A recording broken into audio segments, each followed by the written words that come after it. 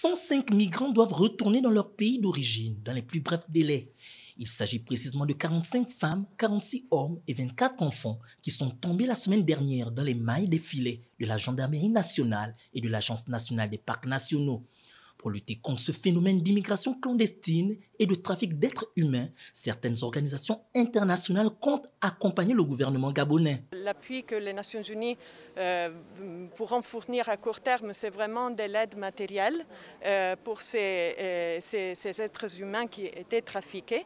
À long terme, nous aimerons aussi engager dans une démarche un peu plus complexe pour en fait faire face à toutes les caractéristiques de ce crime odieux lié au trafic de l'être humain, y inclut le démantèlement des crimes, des réseaux de criminalité internationale qui sont derrière ces fléaux. Interpellé par la Direction générale de la documentation et de l'immigration, le ministère des Affaires sociales est à pied d'œuvre dans les procédures pour la prise en charge des mineurs dans des centres d'accueil. Ces enfants, il y a toute une procédure avant, il faut leur état général, voir leur état général de santé, parce qu'il y a d'autres enfants qui sont déjà dans le centre, voir si on peut les transférer.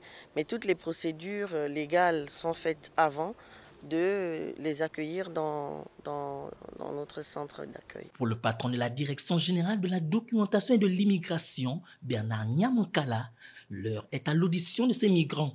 Par ailleurs, tout un arsenal juridique est en cours pour pouvoir officialiser leur rapatriement.